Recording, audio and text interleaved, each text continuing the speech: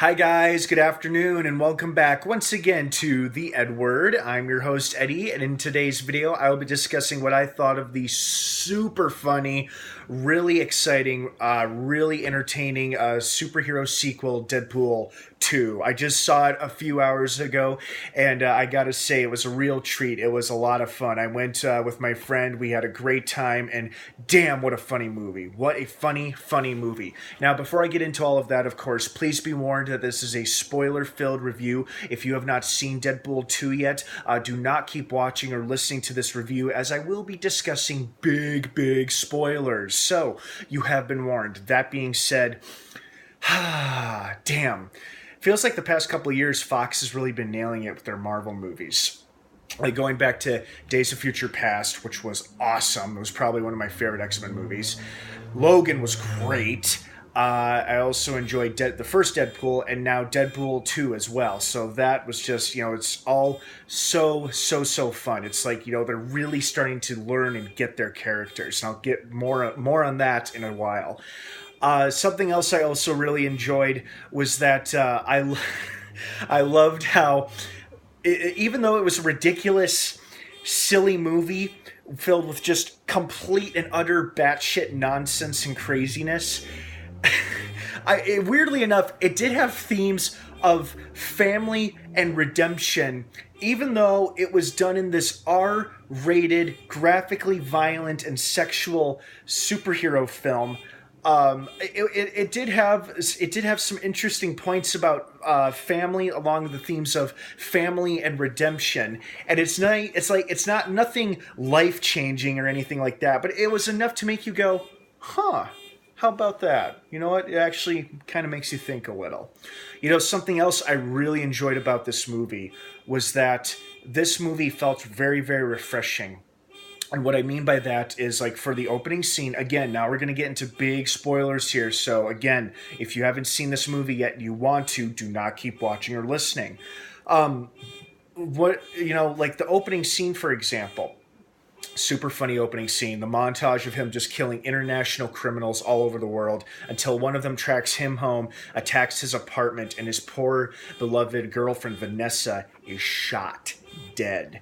And it's not like a gag or a joke or anything. They actually killed her. And you're like, whoa, didn't see that coming. Thought she was going to be a big part of the movie, like a crucial, pivotal role. But no, they kill her in the opening scene right after she and Wade decide to start a family. That was just nuts. And for the most part, she stays dead throughout most of the movie. And for a while there, up until the post-credit scene, I thought, wow, they really killed her for real. Maybe they decided Deadpool can't be Deadpool unless he's completely alone and has no girlfriend or something like that. But then, of course, in the post-credit scene, as we see, he gets his hands on Cable's time-traveling device, fixes it, goes back, and saves her. And now she's alive again, so that's funny. But I just thought it was a really interesting spin on a movie where I thought it was going to be fairly, I wouldn't say necessarily predictable, but there was a lot of stuff that happened that I wasn't expecting, but that's what made it good and very refreshing. Like, they had the whole scene of him and his friend interviewing all of the members of X-Force, all of these mutants with cool powers and funny names and whatnot. And after they all jump out of the plane and they start to parachute down, they start to die one by one, even poor Peter, which was tragic but also kind of hilarious. And it's just like, oh my god, Deadpool and Domino are the only ones left, and everybody else is dead. Like, seriously, everybody else has died. Even Vanisher died. God, it was funny to watch the backpack jump out of the plane on its own, and then when he does die, he's electrocuted, and it's fucking Brad Pitt. God, this is unbelievably funny. That was a hell of a surprise cameo. Oh god! And then when we see all the young mutants in the little what's the word? In the little not the living room.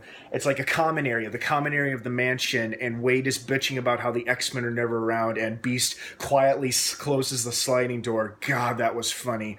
So damn funny. The whole theater lit up like fireworks when that happened. That was hilarious.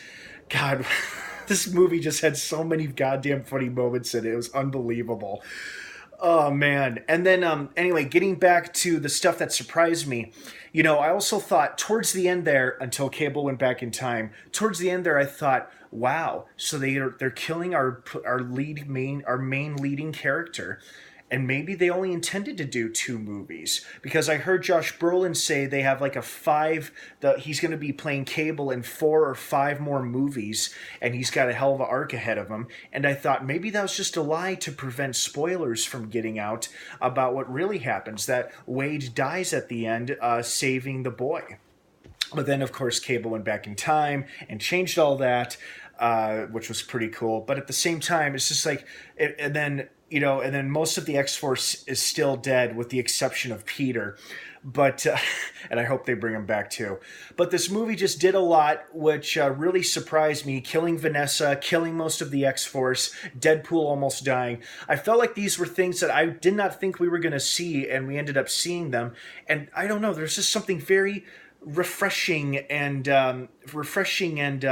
exciting about that. Like, this was a movie that wasn't necessarily following the superhero model, or the standard blockbuster movie model, because lately the past couple of really big epic blockbuster movies have surprised us, and some of us like it more than others and whatnot. Like, I think Last Jedi was a good example. I'll admit I didn't like it upon my first viewing, but after I saw it a second time, it made a lot more sense to me, and it wasn't my favorite Star Wars movie, but I still liked it, and I can also understand why people didn't like it. Anyway, my point is that these movies can surprise us in unexpected ways, and those unexpected ways can either be good or bad. Honestly, depends on your preference. But man, what a funny movie. God, this movie was so damn funny. Ryan Reynolds was funny. Domino was great. The old blind lady was hilarious. That whole scene when Cable comes to ask for his help. Oh, that was another thing that surprised me. I thought Cable was going to be our main bad guy, our main antagonist. Like, he was supposed to be the evil dude. Turns out he's not necessarily evil. He's just got the unpleasant responsibility of going back in time to kill this kid to prevent him from becoming a murderous, bloodthirsty monster from killing everybody in the future, or at least killing Cable's family.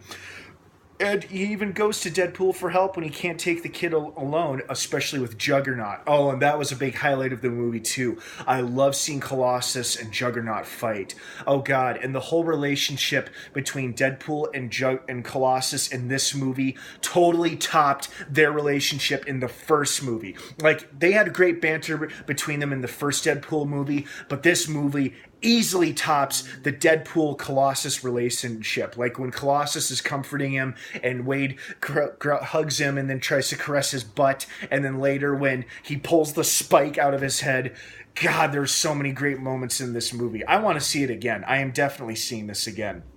So the EdWord says, see it. It's a great movie. Go watch it. You're going to have a good time. And be sure to sit through the credits. Actually, you can sit through most of the credits. And after they do three or four of them, then you can leave. There is nothing at the very, very end. And I can say that with 100% guarantee, because we stayed to the very end. Well, guys, I hope you enjoyed Deadpool 2 as much as I did. Thank you so much for watching. This was a great, funny anti-hero movie. And I'm looking forward to what they're going to do with Deadpool, Cable, Domino, and everybody else from this movie who survived this movie. And I'm really excited to see where they take the X-Force and what kind of stories they have to tell. All right, guys, thank you so much for watching. Deadpool 2 is now playing in theaters. Check your local listings for times and tickets. You're going to want to see it. It's a funny movie. Thanks again for watching. Have a great rest of the weekend. And of course, until next time, may the Force be with you.